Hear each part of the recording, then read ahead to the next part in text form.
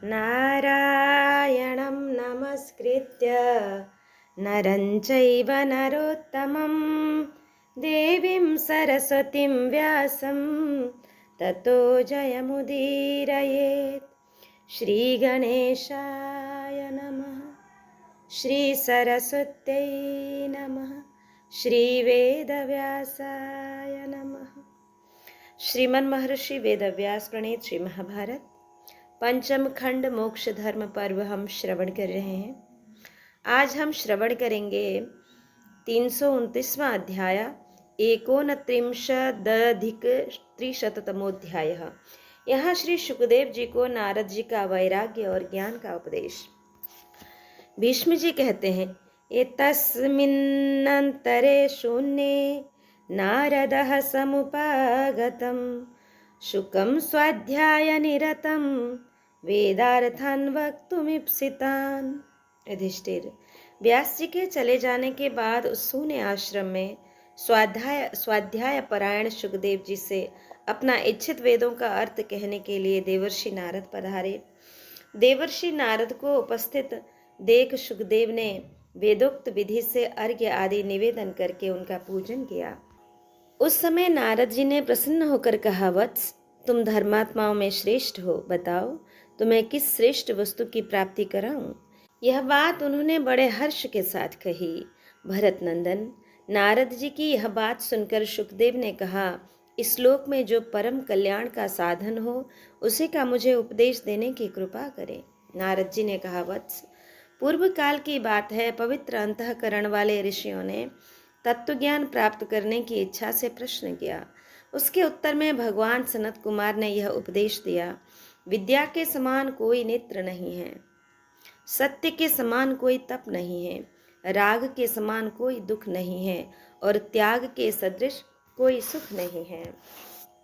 पाप कर्मों से दूर रहना, सदा पुण्य कर्मों का अनुष्ठान करना, श्रेष्ठ पुरुषों के से वर्ताव और सदाचार का पालन करना, यही सर्वोत्तम श्रेय कल्याण का साधन है। जहाँ सुख का नाम भी नहीं है, ऐसे इस मानव शरीर को पाकर जो विषयों में आसक्त होता है वह मोह को प्राप्त होता है। विषयों का संयोग दुख रूप ही है, अतः दुखों से छुटकारा यह शरीर नहीं दिला सकता। विषयासक्त पुरुष की बुद्धि चंचल होती है, वह मोह जाल को बढ़ाने वाली है। मोह जाल से बंधा हुआ पुरुष इस लोक तथा परलोक में दुख ही भोगता है। जिससे कल्याण की प्राप्ति की इच्छा हो उसे सभी उपायों से काम और क्रोध को दबाना चाहिए, क्योंकि ये दोनों दोष कल्याण का नाश करने के लिए उद्यत रहते हैं। मनुष्य को चाहिए कि वह सदा तप को क्रोध से, लक्ष्मी को डाह से, विद्या को मानापमान से और अपने आप को प्रमाद से बचावे। क्रूर स्वभाव का परित्याग सबसे बड़ा धर्म है। क्षमा सबसे बड़ा बल है। आत्मा का ज्ञान ही सबसे उत्कृष्ट ज्ञान है और सत्य से बढ़कर तो कुछ है ही नहीं। सत्य बोलना सबसे श्रेष्ठ है, परंतु सत्य से भी श्रेष्ठ है हितकारक वचन बोलना। जिससे प्राणियों का अत्यंत हित होता हो वही मेरे विचार से सत्य है। जो कार्य आरंभ करने के सभी संकल्पों को छोड़ चुका है, जिसके मन में कोई कामना नहीं है, जो किसी वस्तु का संग्रह नहीं करता तथा जिसने सब कुछ त्याग दिया है, वही विद्वान है और वही पंडित है। जो अपने वश में की हुई इंद्रियों के द्वारा यह अनासक्त भाव से विषयों का अनुभव करता है, जिसका चित्त शांत, निर्विकार और एकाग्र है तथा जो आत्मस्वरूप प्रतीत होने वाले देह और इंद्रियां हैं, उनके साथ रहकर भी उनसे तद्रुप न हो, अलग सा ही रहता है, वह मुक्त है और उसे बहुत शीघ्र परम कल्याण की प्राप्ति होती है। मुने, जिसकी किसी प्राणी की ओर दृष्टि नहीं जाती, जो किसी का स्पर्श तथा किसी से बातचीत नहीं करता, वह परम कल्याण को प्राप्त होता है। किसी भी प्राणी की हिंसा न करे, सबके प्रति मित्र भाव रखते हुए विचरे तथा यह मनुष्य जन्म पाकर किसी के साथ वैर न करे। जो आत्म तत्व का ज्ञाता तथा मन को वश में रखने वाला है, उसके लिए यही परम कल्याण का साधन बताया गया है कि वह किसी वस्तु का संग्रह न करे, संतोष रखे तथा कामना और चंचलता को त्याग दे। तात शुकदेव, तुम संग्रह का त्याग करके जितेंद्रिय हो जाओ तथा उस पद को प्राप्त करो जो इस लोक और परलोक में भी निर्भय एवं सर्वथा शोक रहित है। जिन्होंने भोगों का परित्याग कर दिया है वे कभी शोक में नहीं पड़ते। इसलिए प्रत्येक मनुष्य को भोगासक्ति का त्याग करना चाहिए। सौम्य, भोगों का त्याग कर देने पर तुम दुख और संताप से छूट जाओगे। जो अजीत परमात्मा को जीतने की इच्छा रखता हो उसे तपस्वी, जितेंद्रिय, मननशील, संचय चित्त और विषय में अनासक्त रहना चाहिए। और जो ब्राह्मण त्रिगुणात्मक विषयों में आसक्त न होकर सदा एकांत वास करता है वह शीघ्र ही सर्वोत्तम सुख रूप मोक्ष को प्राप्त होता है। जो मुनि मैथुन में सुख मानने वाले प्राणियों के बीच में रहकर भी अकेले रहने में ही आनंद मानता है उसे विज्ञान से परितृप्त समझना चाहिए। जो ज्ञान से तृप्त होता है वह कभी शोक नहीं करता। और जीव सदा कर्मों के अधीन रहता है। वह शुभ कर्मों के अनुष्ठान से देवता होता है और दोनों सम्मिश्रण से मनुष्य जन्म पाता है, और केवल अशुभ कर्मों से पशु पक्षी आदि नीच योनि में जन्म लेता है। उन योनियों में जीव को सदा जरा, मृत्यु और नाना प्रकार के दुखों से संतप्त होना पड़ता है। इस प्रकार संसार में जन्म लेने वाला प्रत्येक प्राणी संताप की आग में पकाया जाता है। इस बात की ओर तुम क्यों नहीं ध्यान देते? तुमने अहित में ही हित बुद्धि कर ली है। जो अध्रुव विनाशशील वस्तुएं हैं उन्हीं को ध्रुव अविनाशी नाम दे रखा है, और अनर्थ में ही तुम्हें अर्थ का बोध हो रहा है। यह बात तुम्हारी समझ में क्यों नहीं आती? जैसे रेशम का कीड़ा अपने ही शरीर से उत्पन्न हुए तंतुओं द्वारा अपने आप को आच्छादित कर लेता है, उसी प्रकार तुम भी मोहवश अपने से ही उत्पन्न संबंध के बंधनों द्वारा अपने आप को बांधते जा रहे हो, तो भी यह बात तुम्हारी समझ में नहीं आ रही। यहाँ विभिन्न वस्तुओं की संग्रह की कोई आवश्यकता नहीं है, क्योंकि संग्रह से महान दोष प्रकट होता है। रेशम का कीड़ा अपने संग्रह दोष के कारण ही बंधन में पड़ता है। स्त्री, पुत्र और कुटुंब में आसक्त रहने वाले प्राणी उसी प्रकार कष्ट पाते हैं जैसे जंगल के बूढ़े हाथी तालाब के दलदल में फंसकर दुख उठाते हैं। जिस प्रकार महान जाल में फंसकर पानी से बाहर आए हुए मत्स्य तड़पते हैं, उसी प्रकार स्नेह जाल से आए हुए आकृष्ट होकर अत्यंत कष्ट उठाते हुए इन प्राणियों की ओर दृष्टिपात करो। संसार में कुटुंब, स्त्री, पुत्र, शरीर और संग्रह सब कुछ पराया है, सब नाशवान है। इसमें क्या है? केवल पाप और पुण्य। जब सब कुछ छोड़कर तुम्हें यहाँ से विवश होकर चल देना है, तब इस अनर्थमय जगत में क्यों आसक्त हो रहे हो? अपने वास्तविक अर्थ मोक्ष का साधन क्यों नहीं करते हो?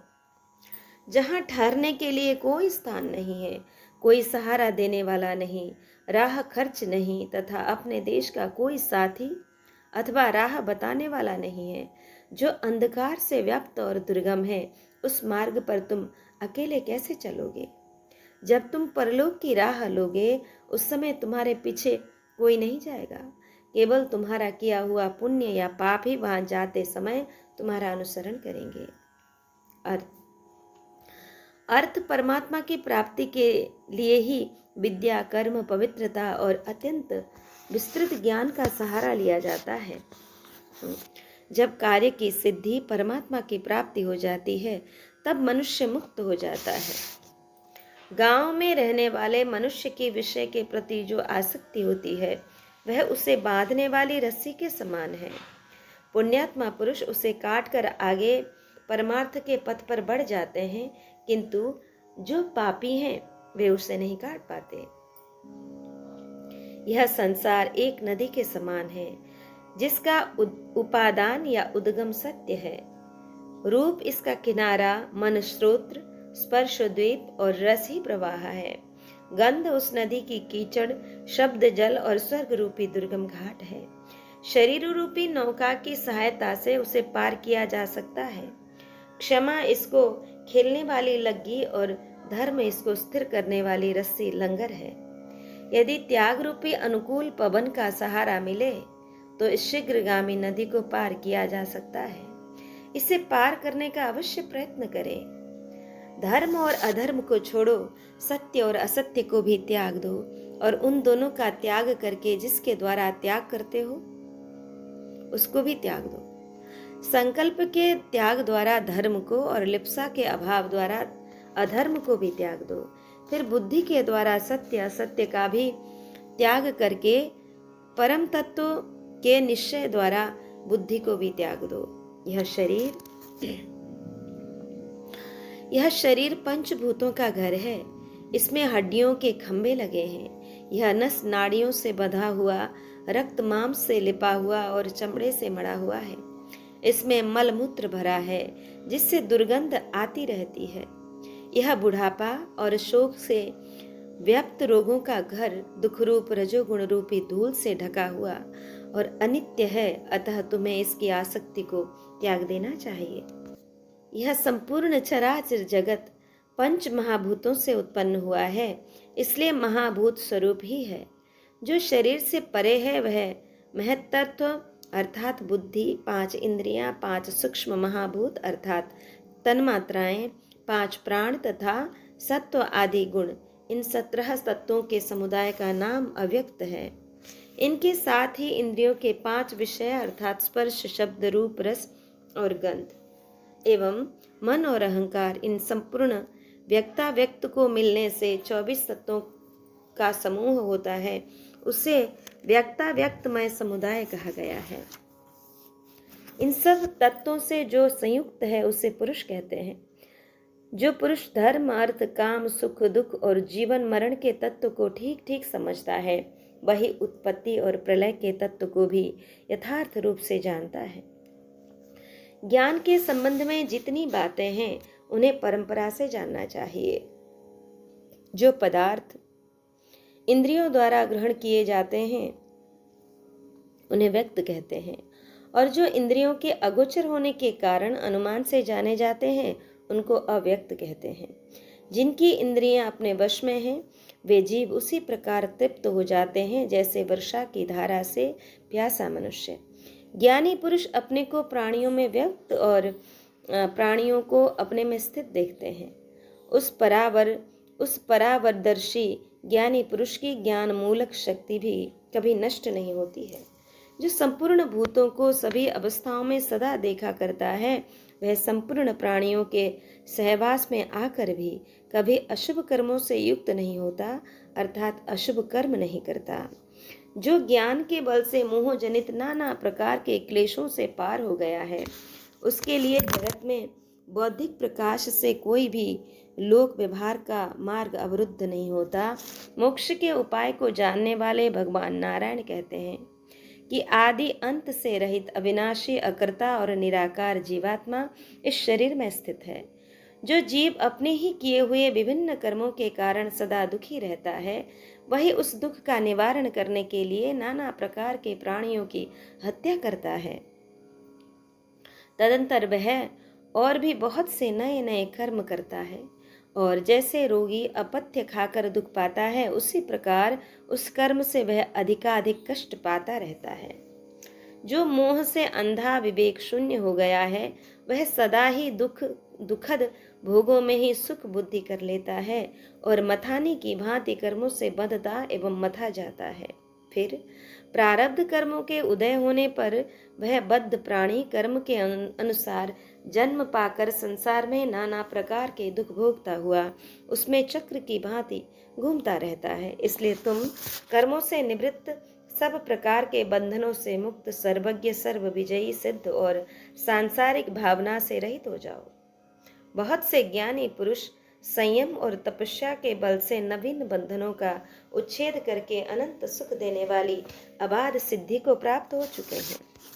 नारद जी कहते हैं, अशोकम शोकनाशार्थम शास्त्रम शांतिकरम शिवम निशम्य लभते बुद्धिम ताम लब्धा सुखमेधते।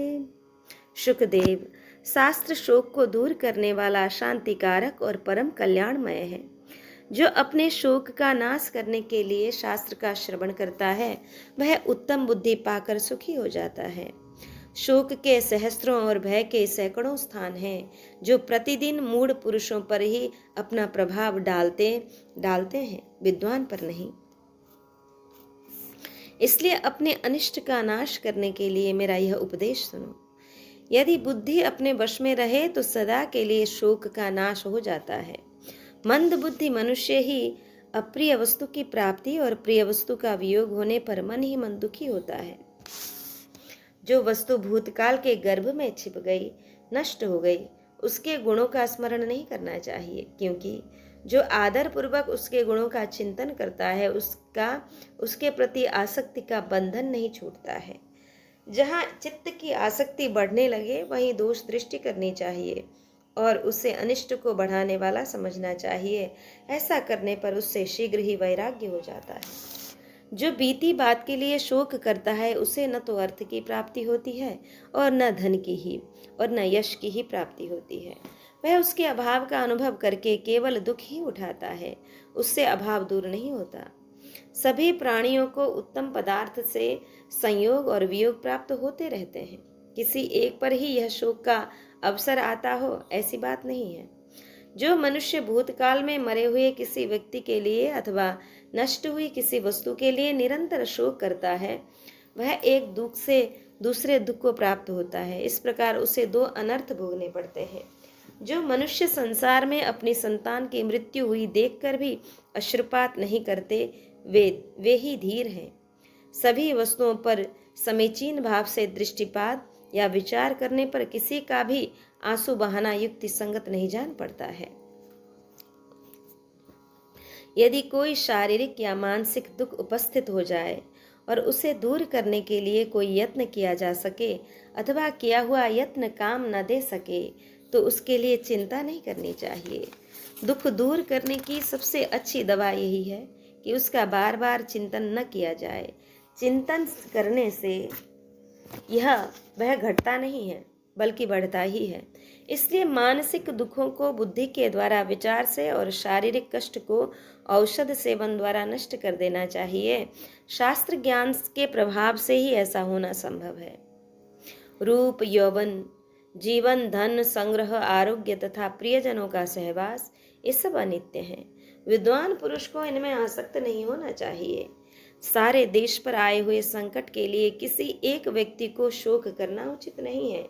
यदि उस संकट को टालने का कोई उपाय दिखाई दे तो शोक छोड़कर उसे ही करना चाहिए। इसमें संदेह नहीं कि जीवन में सुख की अपेक्षा दुख ही अधिक होता है, किंतु सभी को मोहवश विषयों के प्रति अनुराग होता है और मृत्यु अप्रिय लगती है। जो मनुष्य सुख और दुख दोनों की ही चिंता छोड़ देता है वह अक्षय ब्रह्म को प्राप्त हो जाता है। विद्वान पुरुष उसके लिए शोक नहीं करते हैं। धन खर्च करते समय बड़ा दुख होता है, उसकी रक्षा में भी सुख नहीं है और उसकी प्राप्ति भी बड़े कष्ट से होती है। अतः धन को प्रत्येक अवस्था में दुखदायक समझकर उसके नष्ट होने पर चिंता नहीं करनी चाहिए। मनुष्य धन का संग्रह करते करते पहले की अपेक्षा ऊंची धन संपन्न स्थिति को प्राप्त होकर भी कभी तृप्त नहीं होते। वे और अधिक की आशा लिए हुए ही मर जाते हैं। किंतु विद्वान पुरुष सदा संतुष्ट रहते हैं। वे धन की तृष्णा में नहीं पड़ते हैं। संग्रह का अंत है विनाश, ऊंचे चढ़ने का अंत है नीचे गिरना। संयोग का अंत है वियोग और जीवन का अंत है मरण। तृष्णा का कभी अंत नहीं होता, संतोष ही परम सुख है। अतः पंडित जन इस लोक में संतोष को ही उत्तम धन बताते हैं, समझते हैं। आयु निरंतर बीती जा रही है, वह पल भर भी ठहरती नहीं है। वह जब अपना शरीर ही अनित्य है, तब इस संसार की किस वस्तु को नित्य समझा जाए। जो मनुष्य सब प्राणियों के भीतर मन से परे परमात्मा की स्थिति जानकर उन्हीं का चिंतन करते हैं, वे संसार यात्रा समाप्त होने पर परम पद का साक्षात्कार करते हुए शोक के पार हो जाते हैं। जैसे जंगल में नई नई घास की खोज में विचरते हुए अतृप्त पशु को सहसा व्याघ्र आकर दबोच लेता है, उसी प्रकार भोगों की खोज में लगे हुए अतृप्त मनुष्य को मृत्यु उठा ले जाती है। तथापि सबको दुख से छूटने का उपाय अवश्य सोचना चाहिए। जो शोक छोड़कर साधन आरंभ करता है और किसी व्यसन में आसक्त नहीं होता, वह निश्चय ही दुखों से मुक्त हो जाता है। धनी हो या निर्धन, सबको उपभोग काल में ही शब्द, स्पर्श, रूप, रस और उत्तम गंध आदि विषयों में किंचित सुख की प्रतीति होती है, उपभोग के पश्चात नहीं। प्राणियों के एक दूसरे से संयोग होने के पहले कोई दुख नहीं रहता। जब संयोग के बाद वियोग होता है, तब इस सबको दुख हुआ करता है। अतः अपने स्वरूप में स्थित विवेकी पुरुष को किसी के वियोग में कभी भी शोक नहीं करना चाहिए। मनुष्य को चाहिए कि वह धैर्य के द्वारा शिश्न और उदर की, नेत्र के द्वारा हाथ और पैर की, मन के द्वारा आंख और कान की तथा सद्विद्या के द्वारा मन और वाणी की रक्षा करे। जो पूजनीय तथा अन्य मनुष्यों में आसक्ति को हटाकर विनीत भाव से विचरण करता है, वही सुखी और वही विद्वान है।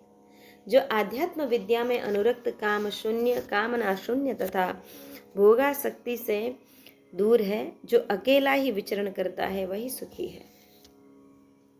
यहाँ नारद जी कहते हैं, सुख दुख विपर्यासो यदा समनुपद्यते नैनं प्रज्ञा सुनीतं वा त्रायते नापि पौरुषम। शुकदेव, जब मनुष्य सुख को दुख और दुख को सुख समझने लगता है, उस समय बुद्धि उत्तम नीति और पुरुषार्थ भी उसकी रक्षा नहीं कर पाता। अतः मनुष्य को स्वभावतः ज्ञान प्राप्ति के लिए यत्न करना चाहिए, क्योंकि यत्न करने वाला पुरुष कभी दुख में नहीं पड़ता। आत्मा सबसे बढ़कर प्रिय है। अतः जरा, मृत्यु और रोगों के कष्ट से उसका उद्धार करे। शारीरिक और मानसिक रोग सुदृढ़ धनुष धारण करने वाले वीर पुरुषों के छोड़े हुए तीक्ष्ण बाणों के समान शरीर को पीड़ा देते हैं। तृष्णा से व्यथित, दुखी एवं विवश होकर जीने की इच्छा रखने वाले मनुष्य का शरीर विनाश की ओर ही खींचता चला जा रहा है। जैसे नदियों का प्रवाह आगे की ओर ही बढ़ता चला जाता है, पीछे की ओर नहीं लौटता, उसी प्रकार रात और दिन भी मनुष्यों की आयु का अपहरण करते हुए बारंबार आते और बीतते चले जाते हैं। शुक्ल और कृष्ण दोनों पक्षों का निरंतर होने वाला यह परिवर्तन मनुष्य को जराजीर्ण कर रहा है। यह कुछ क्षण के लिए ही विश्राम नहीं लेता है। सूर्य प्रतिदिन अस्त होते और फिर उदय होते हैं। वे स्वयं अजर होकर भी प्रतिदिन प्राणियों के सुख और दुख को जीर्ण करते रहते हैं। ये रात्रियां मनुष्यों के लिए कितनी ही अपूर्व तथा असंभावित प्रिय अप्रिय घटनाएं लिए आती और चली जाती हैं। यदि जीव के किए हुए कर्मों का फल पराधीन न होता, तो जो जिस वस्तु की इच्छा करता वह अपनी उसी कामना को रुचि के अनुसार प्राप्त कर लेता। बड़े बड़े संयमी, बुद्धिमान और चतुर मनुष्य भी समस्त कर्मों से श्रांत होकर असफल होते देखे जाते हैं, किंतु दूसरे मूर्ख, गुणहीन और अधम मनुष्य भी किसी का आशीर्वाद न मिलने पर भी संपूर्ण कामनाओं से संपन्न दिखाई देते हैं। कोई कोई मनुष्य तो सदा प्राणियों की हिंसा में ही लगा रहता है और सब लोगों को धोखा दिया करता है, तो भी वह सुख ही भोगते भोगते बूढ़ा हो जाता है। कितने ही ऐसे हैं जो कोई काम न करके चुपचाप बैठे रहते हैं, फिर भी लक्ष्मी उनके पास अपने आप पहुंच जाती है। और कुछ लोग काम करके भी अपनी प्राप्य वस्तु को उपलब्ध नहीं कर पाते। इसमें स्वभावतः पुरुष का ही अपराध, प्रारब्ध दोष समझो। वीर्य अन्यत्र उत्पन्न होता है और संतानोत्पादन के लिए अन्यत्र जाता है। कभी तो वह योनियों में पहुंचकर गर्भ धारण करने में समर्थ होता है और कभी नहीं होता, तथा कभी कभी आम के बौर के समान वह व्यर्थ ही झर जाता है। कुछ लोग पुत्र की इच्छा रखते हैं और उस पुत्र के भी संतान चाहते हैं तथा उसकी सिद्धि के लिए सब प्रकार के प्रयत्न करते हैं, तो भी उनके एक अंडा भी उत्पन्न नहीं होता। बहुत से मनुष्य बच्चा पैदा होने से उसी तरह डरते हैं जैसे क्रोध में भरे हुए विषधर सर्प से लोग भयभीत रहते हैं। तथापि उनके यहाँ दीर्घजीवी पुत्र उत्पन्न होता है, तो क्या मजाल है कि वह कभी किसी तरह रोग आदि के से मृतक तुल्य हो सके। पुत्र की अभिलाषा रखने वाले दीन स्त्री पुरुषों द्वारा देवताओं की पूजा और तपस्या करके 10 मास तक गर्भ धारण किया जाता है, तथापि उनके कुलांगार पुत्र उत्पन्न होते हैं। तथा बहुत से ऐसे हैं जो आमोद प्रमोद में ही जन्म धारण करके पिता के संचित किए हुए अपार धन धान्य एवं विपुल भोगों के अधिकारी होते हैं। पति पत्नी की पारस्परिक इच्छा के अनुसार मैथुन के लिए जब उसका समागम होता है, उस समय किसी उपद्रव के समान गर्भ योनि में प्रवेश करता है।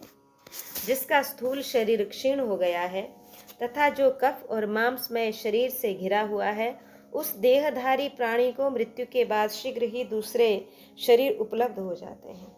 जैसे एक नौका के भग्न होने पर उस पर बैठे हुए लोगों को उतारने के लिए दूसरी नाव प्रस्तुत रहती है, उसी प्रकार एक शरीर से मृत्यु को प्राप्त होते हुए जीव को लक्ष्य करके मृत्यु के बाद उसके कर्म फल भोगने के लिए दूसरा नाशवान शरीर उपस्थित कर दिया जाता है। शुकदेव, पुरुष स्त्री के साथ समागम करके उसके उदर में जिस अचेत शुक्र बिंदु को स्थापित करता है, वही गर्भ रूप में परिणित होता है। फिर वह गर्भ किस यत्न से यहाँ जीवित रहता है, क्या तुम कभी इस पर विचार करते हो? जहाँ खाए हुए अन्न और जल पच जाते हैं तथा सभी तरह के भक्ष्य पदार्थ जीर्ण हो जाते हैं, उसी पेट में पड़ा हुआ गर्भ अन्न के समान क्यों नहीं पच जाता? गर्भ में मल और मूत्र के धारण करने या त्याग में कोई स्वभाव नियत गति है, किंतु कोई स्वाधीन करता नहीं है। कुछ गर्भ माता के पेट से गिर जाते हैं, कुछ जन्म लेते हैं और कितनों की ही जन्म लेने के बाद मृत्यु हो जाती है। इस योनि संबंध से कोई सकुशल जीता हुआ बाहर निकल आता है, तब कोई संतान को प्राप्त होता है और पुनः परस्पर के संबंध में संलग्न हो जाता है। अनादिकाल से साथ उत्पन्न होने वाले शरीर के साथ जीवात्मा अपना संबंध स्थापित कर लेता है। इस शरीर की गर्भवास, जन्म, बाल्य, कौमार, पौगंड्य, यौवन, वृद्धत्व, जरा, प्राण, रोध और नाश, ये 10 दशाएं होती हैं। इनमें से 7वीं और 9वीं दशा को भी गरी शरीरगत 5 भूत ही प्राप्त होते हैं, आत्मा नहीं। आयु समाप्त होने पर शरीर की 9वीं दशा को पहुंचने पर ही 5 भूत ही रहते हैं, अर्थात 10वीं दशा को प्राप्त हो जाते हैं। जैसे व्याध छोटे मृग को कष्ट पहुंचाते हैं, उसी प्रकार जब नाना प्रकार के रोग मनुष्य को मत डालते हैं, तब उनमें उठने बैठने की भी शक्ति नहीं रह जाती, इसमें संशय नहीं है। रोगों से पीड़ित हुए मनुष्य वैद्यों को बहुत सा धन देते हैं और वैद्य लोग रोग दूर करने की बहुत चेष्टा भी करते हैं, तो भी उन रोगियों की पीड़ा दूर नहीं कर पाते हैं। बहुत सी औषधियों का संग्रह करने वाले चिकित्सा में कुशल चतुर वैद्य भी व्याधों के मारे हुए मृगों की भांति रोगों के शिकार हो जाते हैं। वे तरह तरह के काढ़े और नाना प्रकार के घी पीते रहते हैं, तो भी बड़े बड़े हाथी जैसे वृक्षों को झुका देते हैं, वैसी ही वृद्धावस्था उनकी कमर टेढ़ी कर देती है, यह देखा जाता है। इस पृथ्वी पर मृग, पक्षी, हिंसक पशु और दरिद्र मनुष्यों को जब रोग सताता है, तब कौन उनकी चिकित्सा करने जाते हैं, किंतु प्रायः उन्हें रोग होता ही नहीं है, परंतु बड़े बड़े पशु जैसे छोटे पशुओं पर आक्रमण करके उन्हें दबा देते हैं। उसी प्रकार प्रचंड तेज वाले घोर एवं दुर्धर्ष राजाओं पर भी बहुत से रोग आक्रमण करके उन्हें अपने वश में कर लेते हैं। इस प्रकार सब लोग भवसागर के प्रबल प्रवाह में सहसा पड़कर इधर उधर बहते हुए मोह और शोक में डूब रहे हैं और आर्तनाद तक नहीं कर पाते हैं। विधाता के द्वारा कर्मफल भोग में नियुक्त हुए देहधारी मनुष्य धन, राज्य तथा कठोर तपस्या के प्रभाव से प्रकृति का उल्लंघन नहीं कर सकते। यदि प्रयत्न का फल अपने हाथ में होता तो मनुष्य न तो बूढ़े होते और न मरते ही। सबकी समस्त कामनाएं पूरी हो जाती और किसी को अप्रिय नहीं देखना पड़ता। सब लोगों के ऊपर से ऊपर स्थान में जाना चाहते हैं और यथाशक्ति इसके लिए चेष्टा भी करते हैं, किंतु वैसा करने में समर्थ नहीं होते। प्रमाद रहित पराक्रमी शूरवीर भी ऐश्वर्य तथा मदिरा के मत से उन्मत्त रहने वाले शठ मनुष्यों की सेवा करते हैं। कितने ही लोगों के क्लेश ध्यान दिए बिना ही निवृत्त होते हैं तथा दूसरों को अपने ही धन में से समय पर कुछ भी नहीं मिलता। कर्मों के फल में भी बड़ी भारी विषमता देखने में आती है। कुछ लोग पालकी ढोते हैं और दूसरे लोग उसकी पालकी में बैठकर चलते हैं। सभी मनुष्य धन और समृद्धि चाहते हैं, परंतु उनमें से थोड़े से ही ऐसे लोग होते हैं जो रथ पर चढ़कर चलते हैं। कितने ही पुरुष स्त्री रहित और सैकड़ों मनुष्य कई स्त्रियों वाले हैं। सभी प्राणी सुख दुख आदि द्वंद्वों में रम रहे हैं। मनुष्य उनमें से एक एक का अनुभव करते हैं, अर्थात किसी को सुख का अनुभव होता है, किसी को दुख का। यह जो ब्रह्म नामक वस्तु है, इसे सबसे भिन्न एवं विलक्षण समझो। इसके विषय में तुम्हें मोहग्रस्त नहीं होना चाहिए। धर्म और अधर्म को छोड़ो, सत्य और असत्य दोनों का त्याग करो।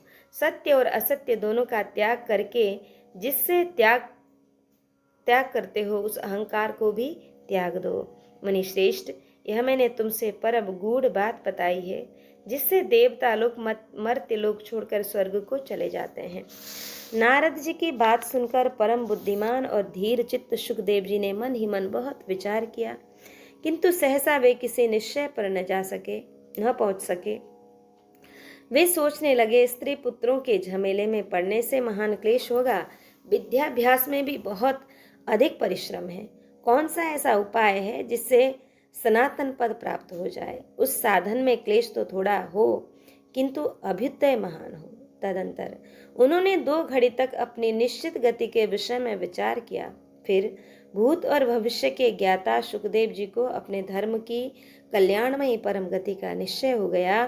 फिर वे सोचने लगे, मैं सब प्रकार की उपाधियों से मुक्त होकर किस प्रकार उस उत्तम गति को प्राप्त करूं, जहां से फिर इस संसार सागर में आना न पड़े। जहां जाने पर जीव की पुनरावृत्ति नहीं होती, मैं उसी परम भाव को प्राप्त करना चाहता हूँ। सब प्रकार की आसक्तियों का परित्याग करके मैंने मन के द्वारा उत्तम गति प्राप्त करने का निश्चय किया है। अब मैं वहीं जाऊंगा जहाँ मेरे आत्मा को शांति मिलेगी तथा मैं अक्षय, अविनाशी और सनातन रूप से स्थिर रहूंगा। परंतु योग के बिना उस परम गति को नहीं प्राप्त किया जा सकता। बुद्धिमान का कर्मों के निकृष्ट बंधन से बंधा रहना उचित नहीं है। अतः मैं योग का आश्रय ले इस देह गेह का परित्याग करके वायु रूप हो तेजो राशि में सूर्यमंडल में प्रवेश करूंगा।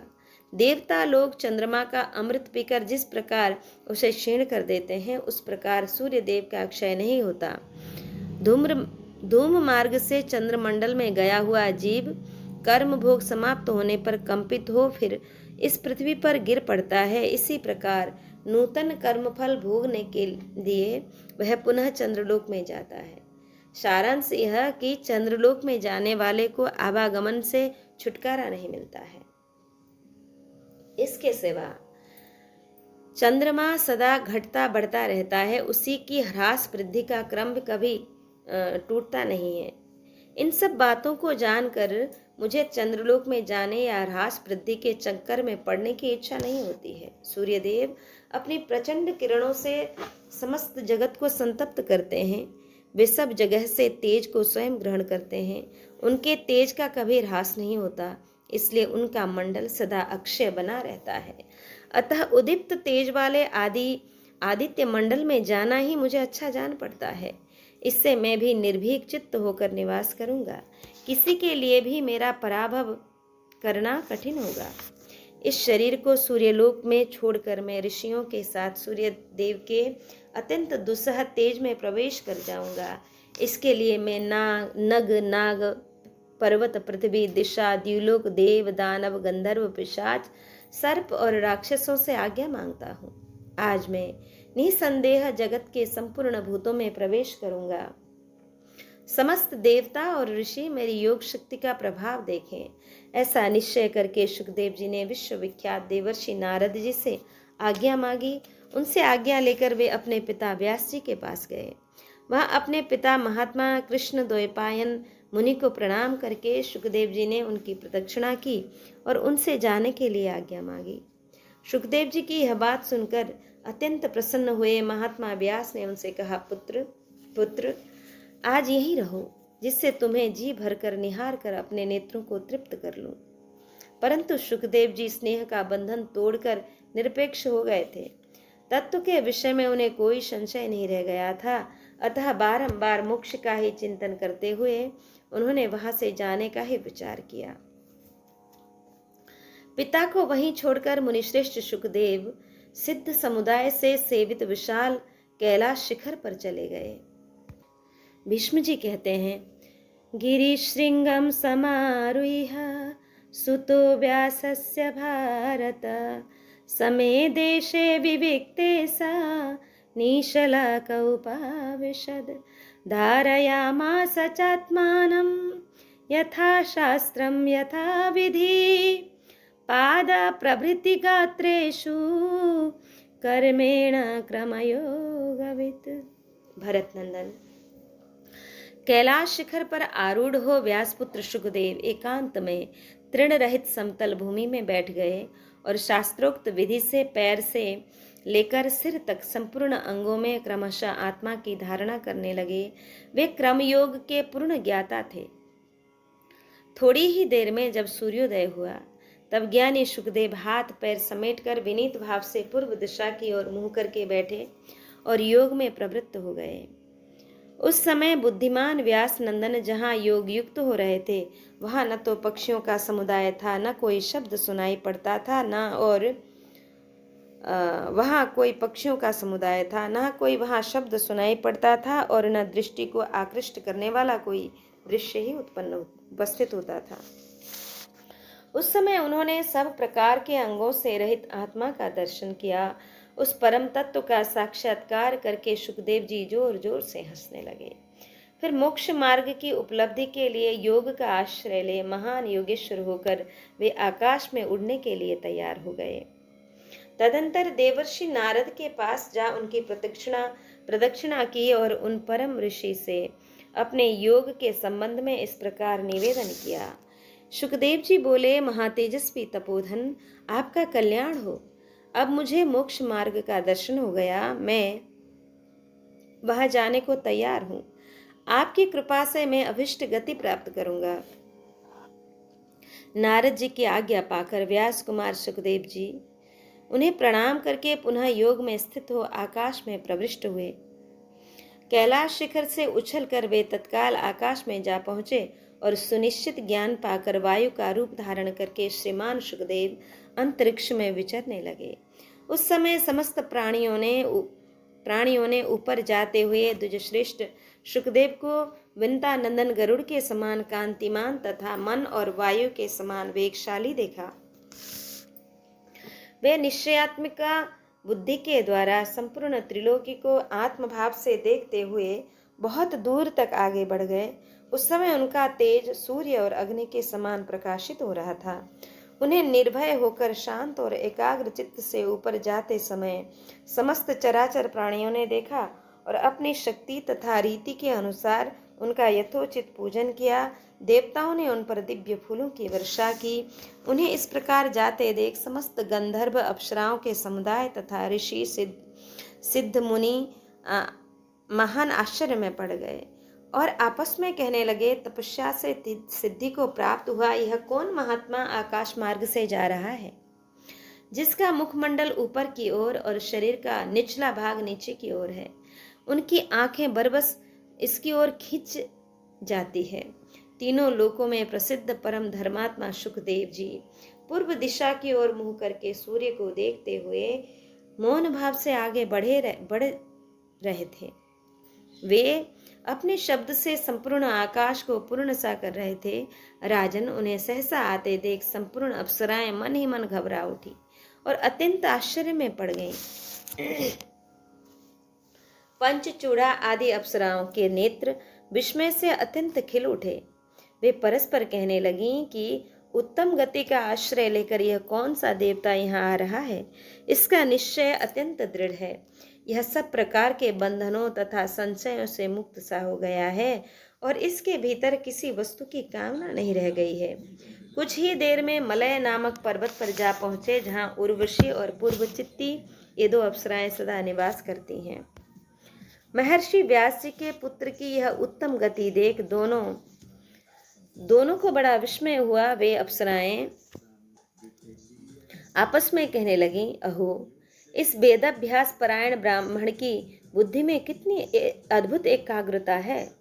पिता की सेवा से थोड़े ही समय में उत्तम बुद्धि पाकर यह चंद्रमा के समान आकाश में विचर रहा है। यह बड़ा ही तपस्वी और पितृभक्त था और अपने पिता का बहुत ही प्यारा बेटा था। उनका मन सदा इसी में लगा रहता था। फिर भी उन्होंने इसे जाने की आज्ञा कैसे दे दी। उर्वशी की बात सुनकर परम धर्मज्ञ सुखदेव जी ने संपूर्ण दिशाओं की ओर देखा। उस समय उनका चित्त इसकी बातों की ओर चला गया था। आकाश, पर्वत, वन और काननों सहित पृथ्वी एवं सरोवरों और सरिताओं की ओर भी उन्होंने दृष्टि डाली। उस समय इन सब की अधिष्ठात्री देवियों ने सब ओर से बड़े आदर के साथ द्वैपायन कुमार सुखदेव को देखा। वे सब की सब अंजलि बांधे खड़ी थी। परम धर्मज्ञ सुखदेव जी ने उन सब से कहा, देवियों, यदि मेरे पिताजी मेरा नाम लेकर पुकारते हुए इधर आ निकलें तो आप सब लोग सावधान होकर मेरी ओर से उन्हें उत्तर देना। आप लोगों का मुझ पर बड़ा स्नेह है, इसलिए आप सब मेरी इतनी सी बात मान लेना। सुखदेव जी की यह बात सुनकर काननों सहित संपूर्ण दिशाओं, समुद्रों, नदियों, पर्वतों और पर्वतों की अधिष्ठात्री देवियों ने सब ओर से उत्तर दिया, ब्राह्मण, आप जैसी आज्ञा देते हैं निश्चय ही वैसा ही होगा। जब महर्षि व्यास आपको पुकारेंगे तब हम सब लोग उन्हें उत्तर देंगे। भीष्म जी कहते हैं, इत्येव मुक्त्वा वचनं ब्रह्मर्षि सुमहातपा प्रतिष्ठित शुकः सिद्धिं हित्वा दोषांश चतुर्विधान्। युधिष्ठिर, यह वचन कहकर महात्मा महातपस्वी सुखदेव जी सिद्धि पाने के उद्देश्य से आगे बढ़ गए। बुद्धिमान शुक ने 4 प्रकार के दोषों का, 8 प्रकार के तमोगुण का तथा 5 प्रकार के रजोगुण का परित्याग करके सत्वगुण को भी त्याग दिया। यह एक अद्भुत सी बात हुई। सत्वगुण भी सुख और ज्ञान के संबंध से बांधने वाला होता है। मैं सुखी हूँ, अज्ञानी हूँ, ऐसा जो अभिमान हो जाता है वह ज्ञानी को गुणातीत अवस्था से वंचित रख देता है। इसलिए यहाँ सत्व गुण को भी त्याग देने की बात कही है। उसी क्षण उल्काएं टूट कर गिरने लगी, दिशाओं में दाह होने लगा और धरती डोलने लगी। यह सब आश्चर्य की सी घटना घटित हुई। वृक्षों ने अपनी शाखाएं अपने आप तोड़कर गिरा दी, पर्वतों ने अपने शिखर भंग कर दिए। वज्रपात के शब्दों से गिरिराज हिमालय विदीर्ण सा होता जान पड़ता था। सूर्य की प्रभा फीकी पड़ गई, आग प्रज्वलित नहीं होती थी। सरोवर, सरिता और समुद्र सब क्षुब्ध हो उठे। इंद्र ने सरस और सुगंधित जल की वर्षा की तथा दिव्य गंध फैलाती हुई परम पवित्र वायु चलने लगी। भरत नंदन, आगे बढ़ने पर श्री सुखदेव जी ने पर्वत के 2 दिव्य एवं सुंदर शिखर देखे जो एक दूसरे से सटे हुए थे। उनमें से एक हिमालय का शिखर था और दूसरा मेरु पर्वत का। हिमालय का शिखर रजतमय होने के कारण श्वेत दिखाई देता था और सुमेरु का स्वर्णमय श्रृंग पीले रंग का था। इन दोनों की लंबाई, चौड़ाई और ऊंचाई 100 योजन की थी। उत्तर दिशा की ओर जाते समय ये दोनों सुरम्य शिखर सुखदेव जी के दृष्टि में पड़ गए। उन्हें देखकर वे पूर्ववत निशंक मन से उनके ऊपर चढ़ गए। फिर तो वे दोनों पर्वत शिखर सहसा दो भागों में बट गए और बीच से फटे हुए दिखाई देने लगे। और महाराज, यह एक अद्भुत सी बात हुई। तत्पश्चात उन पर्वत शिखरों से वे सहसा आगे निकल गए। वह श्रेष्ठ पर्वत उनकी गति को रोक न सका। यह देख संपूर्ण देवताओं, गंधर्वों, ऋषियों तथा जो उस पर्वत पर रहने वाले दूसरे लोग थे, उन सब ने बड़े जोर से हर्षनाद किया। उनकी हर्षध्वनि ध्वनि आकाश में चारों ओर गूंज उठी। भारत, सुखदेव जी को पर्वत लांग कर आगे बढ़ते और उस पर्वत को दो टुकड़ों में विदीर्ण होते देख वहां सब और साधु साधु शब्द पड़ने लगे। महाराज, देवता, गंधर्व, ऋषि, यक्ष, राक्षस और विद्याधरों ने उनका पूजन किया। वहां से सुखदेव जी के ऊपर उठते समय उनके चढ़ाए हुए दिव्य पुष्पों की वर्षा से वहां सब ओर का सारा आकाश छा गया। राजन, धर्मात्मा शुक ने ऊर्ध्वलोक में जाते समय खिले हुए वृक्षों और वनों से सुशोभित रमणीय मंदाकिनी आकाश गंगा का दर्शन किया। उसमें बहुत सी अप्सराएं स्नान एवं जल क्रीड़ा कर रही थी। यद्यपि वे नंगी थी तो भी सुखदेव जी को शून्याकार, बाह्य ज्ञान से रहित एवं आत्मनिष्ठ देख अपने शरीर को ढकने या छिपाने के लिए उद्यत नहीं हुई। उन्हें इस प्रकार सिद्धि के लिए उत्क्रमण करते जा उनके पिता वेदव्यास जी भी स्नेहवश उत्तम गति का आश्रय ले उनके पीछे पीछे जाने लगे। उधर सुखदेव वायु से आकाशगामिनी ऊर्ध्व गति का आश्रय ले अपना प्रवाह दिखाकर तत्काल ब्रह्मीभूत हो गए। महातपस्वी व्यास जी दूसरी महायोग संबंधिनी गति का अवलंबन करके ऊपर को उठे और पलक मारते मारते उस स्थान पर जा पहुंचे जहां से उन पर्वत शिखरों को दो भागों में विदीर्ण करके सुखदेव जी आगे बढ़े थे। वह स्थान शुका भी पतन के नाम से प्रसिद्ध हो गया था। उन्होंने उस स्थान को देखा। वहां रहने वाले ऋषियों ने आकर व्यास जी से उनके पुत्र का वह अलौकिक कर्म कह सुनाया। तब व्यास जी ने सुखदेव जी का नाम लेकर बड़े जोर से रोदन किया। जब पिता ने उच्च स्वर से तीनों लोकों को गुजाते हुए पुकारा, तब सर्वव्यापी, सर्वात्मान एवं सर्वतोमुख होकर धर्मात्मा शुक ने भो शब्द से संपूर्ण जगत को प्रतिध्वनित करते हुए पिता को उत्तर दिया कि ततः एकाक्षरम नाद भूरित्येव समीरयन् प्रत्यहरत् जगत् सर्वमुच्चैः स्थावर जंगमम्। उसके साथ साथ संपूर्ण चराचर जगत ने उच्च स्वर से भो इस एकाक्षर शब्द का उच्चारण करते हुए उत्तर दिया। तभी से आज तक पर्वतों के शिखर पर अथवा गुफाओं के आसपास जब जब आवाज दी जाती है तब तब वहां के चराचर निवासी प्रतिध्वनि के रूप में उसका उत्तर देते हैं, जैसा कि उन्होंने सुखदेव जी के लिए कहा था। इस प्रकार अपना प्रभाव दिखलाकर सुखदेव जी अंतर्ध्यान हो गए और शब्द आदि गुणों का परित्याग करके परम पद को प्राप्त हुए। युधिष्ठिर जी ने पूछा, गृहस्थो ब्रह्मचारी वा वानप्रस्थोत भिक्षुक?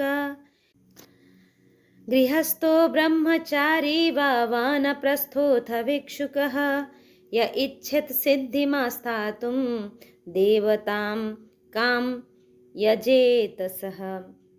के पितामह, गृहस्थ, ब्रह्मचारी, वानप्रस्थ तथा सन्यासी जो भी सिद्धि पाना चाहते वह किस देवता का पूजन करें? मनुष्य को अक्षय स्वर्ग की प्राप्ति कैसे हो सकती है? उससे परम कल्याण किस साधन से सुलभ हो सकता है? वह किस विधि से देवताओं तथा पितरों के उद्देश्य से होम करे? मुक्त पुरुष किस गति को प्राप्त होता है? मोक्ष का क्या स्वरूप है?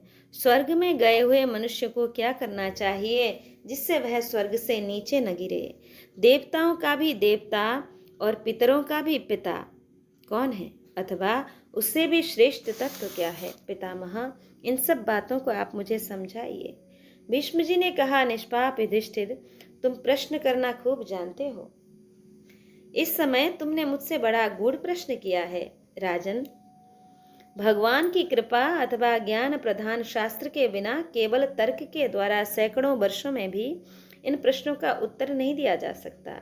शत्रुसूदन, यद्यपि यह विषय समझने में बहुत कठिन है तो भी तुम्हारे लिए तो इसकी व्याख्या करनी ही है। इस विषय में जानकार लोग देवर्षि नारद और नारायण ऋषि के संवाद रूप प्राचीन इतिहास का उदाहरण दिया करते हैं। मेरे पिताजी ने मुझे यह बात बताया था कि भगवान नारायण संपूर्ण जगत के आत्मा, चतुर्मूर्ति और सनातन देवता हैं।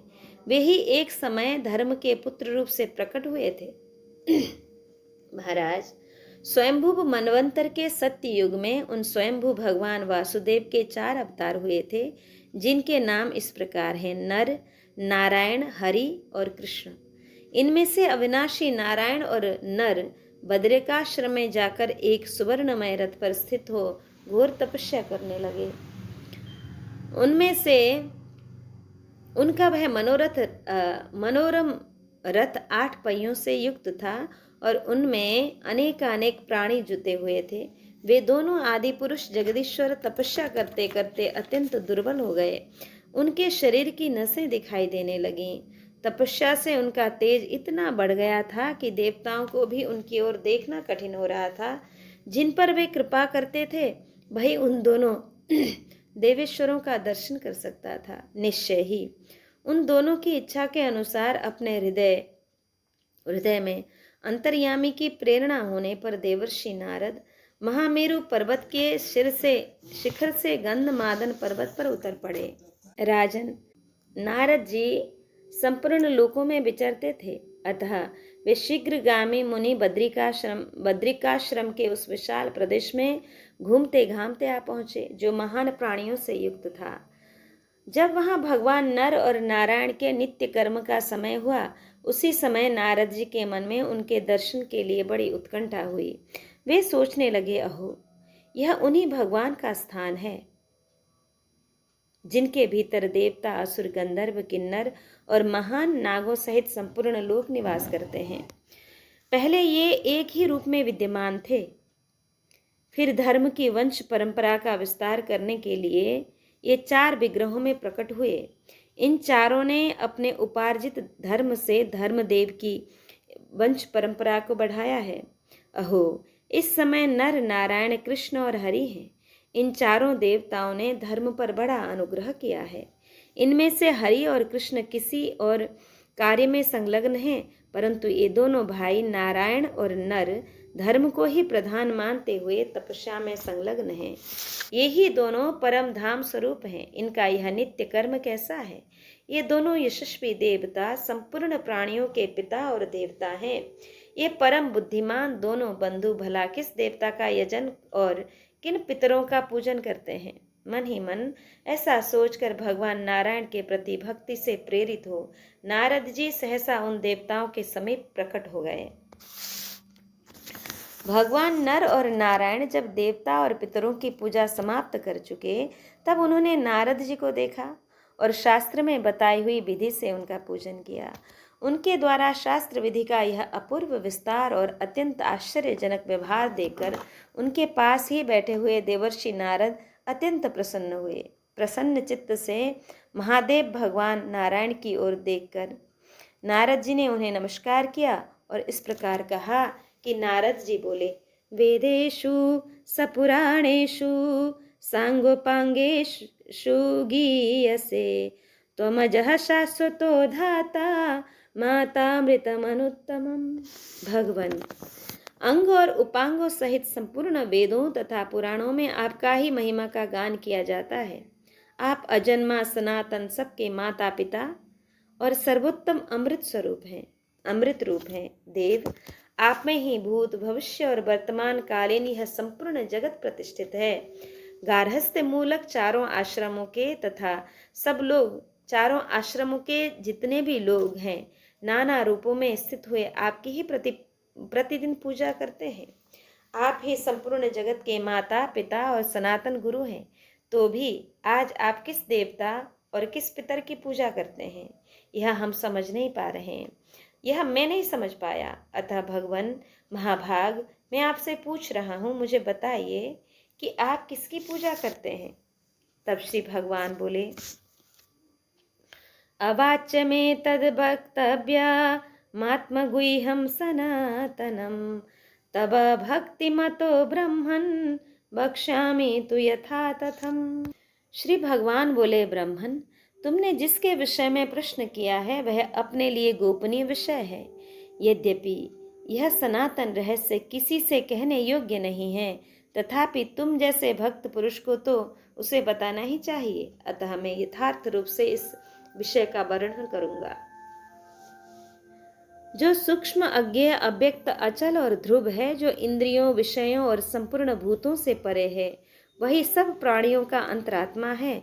अतः क्षेत्रज्ञ नाम से कहा जाता है।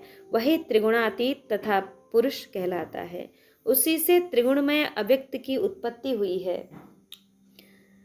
द्विज श्रेष्ठ, उसी को व्यक्त भाव में स्थित अविनाशी अव्यक्त प्रकृति कहा गया है। वह सद सत्य स्वरूप परमात्मा ही हम दोनों की उत्पत्ति का कारण है। इस बात को जान लो। हम दोनों उसी की पूजा करते तथा उसी को देवता और पितर मानते हैं। ब्रह्मन, उससे बढ़कर दूसरा कोई देवता नहीं है, देवता या पितर नहीं है। वही हम लोगों का आत्मा है, यह जानना चाहिए। अतः हम उसी की पूजा करते हैं। ब्रह्मन, उसी ने लोक को उन्नति के पथ पर ले जाने वाली यह धर्म की मर्यादा स्थापित की है। देवताओं और पितरों की पूजा करनी चाहिए, यह उसी की आज्ञा है। ब्रह्मा, रुद्र, मनु, दक्ष, भृगु, धर्म, तप, यम, मरीचि, अंगिरा, अत्रि, पुलस्त्य, पुलह, क्रतु, वशिष्ठ, परमेष्टि, सूर्य, चंद्रमा, करदम, क्रोध और विकृत, ये 21 प्रजापति उसी परमात्मा से उत्पन्न बताए गए हैं। तथा पितृ संबंधी कार्यों को ठीक ठीक जानकर अपनी अविष्ट वस्तुओं को प्राप्त कर लेते हैं। स्वर्ग में रहने वाले प्राणियों में से भी जो उस परमात्मा को प्रणाम करते हैं, वे उसके कृपा प्रसाद से उसी की आज्ञा के अनुसार फल देने वाली उत्तम गति को प्राप्त होते हैं। जो 5 ज्ञानेंद्रिय, 5 कर्मेंद्रिय, 5 प्राण तथा मन और बुद्धि रूप 17 गुणों से सब कर्मों से रहित हो 15 कलाओं को त्याग करके स्थित है, वे ही मुक्त हैं। यह शास्त्र का सिद्धांत है। ब्राह्मण, मुक्त पुरुषों की गति क्षेत्रज्ञ परमात्मा निश्चित मुक्त पुरुषों की गति क्षेत्रज्ञ परमात्मा निश्चित किया गया है। वही सर्व सद्गुण संपन्न तथा निर्गुण भी कहलाता है। ज्ञान योग के द्वारा उसका साक्षात्कार होता है। हम दोनों का आविर्भाव उसी से हुआ है, ऐसा जानकर हम दोनों उस सनातन परमात्मा की पूजा करते हैं। चारों वेद, चारों आश्रम तथा नाना प्रकार के मतों का आश्रय लेने वाले लोग भक्ति पूर्वक उसकी पूजा करते हैं और वह इन सब को शीघ्र ही उत्तम गति प्राप्त कराता है। जो सदा उसका स्मरण करते तथा अनन्य भाव से उसकी शरण लेते हैं, उन्हें सबसे बड़ा लाभ यह होता है कि वे ही उसके स्वरूप में प्रवेश कर जाते हैं। नारद, ब्रह्मर्षि, तुम में भगवान के प्रति भक्ति और प्रेम है। हम लोगों के प्रति भी तुम्हारा भक्ति भाव बना हुआ है, इसलिए हमने तुम्हारे सामने इस गोपनीय विषय का वर्णन किया है और तुम्हें इसे सुनने का शुभ अवसर मिला है। भीष्म जी कहते हैं, स एव मुक्तो द्विपदां वरिष्ठो नारायणेनोत्तम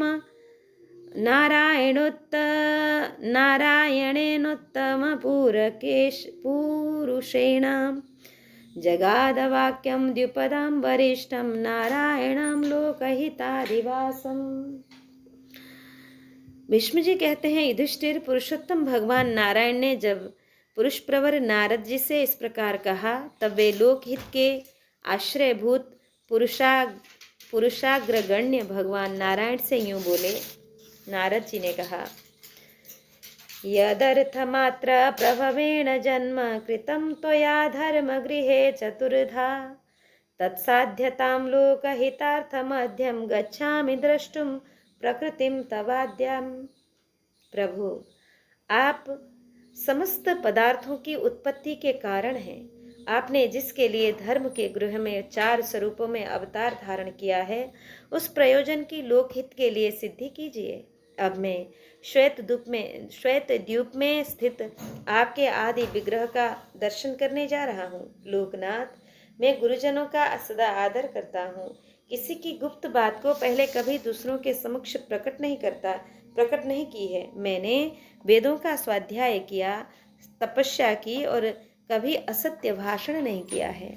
शास्त्र की आज्ञा के अनुसार हाथ, पैर, उदर और उपस्थ इन चारों की मैंने रक्षा की है। शत्रु और मित्र के प्रति मैं सदा समान भाव रखता हूँ। इन अग्निदेव परमात्मा श्री नारायण की निरंतर शरण लेकर मैं अनन्य भाव से सदा उन्हीं का भजन करता हूँ। इन सब विशेष कारणों से मेरा अंतःकरण शुद्ध हो गया है। ऐसी दशा में मैं उन अनंत परमेश्वर का दर्शन कैसे नहीं कर सकता हूँ। ब्रह्मपुत्र नारद जी का यह वचन सुनकर सनातन धर्म के रक्षक भगवान नारायण ने उनकी विधिवत पूजा करके उन्हें जाने की आज्ञा दे दी। उनसे विदा लेकर ब्रह्म कुमार नारद उन पुरातन ऋषि नारायण का पूजन करके उत्तम योग से युक्त हो आकाश की ओर उड़े और सहसा मेरु पर्वत पर पहुंचकर अदृश्य हो गए। मेरु के शिखर पर एकांत स्थान में जाकर नारद मुनि ने 2 घड़ी तक विश्राम किया। फिर वहां से उत्तर पश्चिम की ओर दृष्टिपात करने पर उन्होंने पूर्व वर्णित एक अद्भुत दृश्य देखा। क्षीर सागर के उत्तर भाग में जो श्वेत नाम से प्रसिद्ध विशाल द्वीप है, वह उनके सामने प्रकट हो गया। विद्वानों ने उस द्वीप को मेरु पर्वत से 32,000 योजन ऊंचा बताया है। वहां के निवासी इंद्रियों से रहित, निराहार तथा चेष्टा रहित एवं ज्ञान संपन्न होते हैं। उनके अंगों से उत्तम सुगंध निकलती रहती है। उस द्वीप में सब प्रकार के पापों से रहित श्वेत वर्ण वाले पुरुष निवास करते हैं। उनकी ओर देखने से पापी मनुष्यों की आंखें चौंधिया जाती हैं। उनके शरीर तथा हड्डियां वज्र के समान सुदृढ़ होती हैं। वे मान और अपमान को समान समझते हैं। उनके अंग दिव्य होते हैं। वे शुभ योग के प्रभाव से उत्पन्न बल से संपन्न होते हैं। उनके मस्तक का आकार छत्र के समान और स्वर मेघों की घटा के गर्जना की भांति गंभीर होता है। उनके बराबर 4 भुजाएं होती हैं। उनके पैर सैकड़ों कमल सदृश रेखाओं से सुशोभित होते हैं। उनके मुंह में 60 सफेद दांत और 8 दाढ़ें होती हैं। वे सूर्य के समान कांतिमान तथा संपूर्ण विश्व को अपने मुख में रखने वाले महाकाल को भी अपनी जिह्वाओं से चाट लेते हैं। जिनसे संपूर्ण विश्व उत्पन्न हुआ है, सारे लोग प्रकट हुए हैं। वेद, धर्म, शांत स्वभाव वाले मुनि तथा संपूर्ण देवता जिनकी सृष्टि है, उन अनंत शक्ति संपन्न परमेश्वर को श्वेत द्वीप के निवासी भक्ति भाव से अपने हृदय में धारण करते हैं। युधिष्ठिर जी ने पूछा, पितामह, श्वेत द्वीप में रहने वाले पुरुष इंद्रिय, आहार तथा चेष्टा से रहित क्यों होते हैं? उनके शरीर से सुंदर गंध क्यों निकलती है? उनकी उत्पत्ति किस प्रकार हुई है तथा वे किस उत्तम गति को प्राप्त होते हैं? भरत श्रेष्ठ, इस लोक से मुक्त होने वाले पुरुषों का शास्त्रों में जो लक्षण बताया गया है, वैसा ही आपने श्वेत द्वीप के निवासियों का भी बताया है। इसलिए मुझे संदेह होता है, अतः मेरे इस संशय का निवारण कीजिए। इसे जानने के लिए मेरे मन में बड़ी उत्कंठा है। आप संपूर्ण ज्ञानमयी कथाओं में रस लेने वाले हैं और हम आपके शरणागत हैं।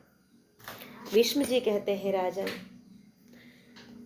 यह कथा बहुत विस्तृत है। इसे मैंने अपने पिताजी के निकट सुना था। इस समय जो कथा तुम्हारे सामने कहनी है, वह संपूर्ण कथाओं की सारभूत मानी गई है। पूर्व काल में मेरे पिता महाराज शांतनु के पूछने पर मुनिश्रेष्ठ नारद जी ने उनसे यह कथा कही थी।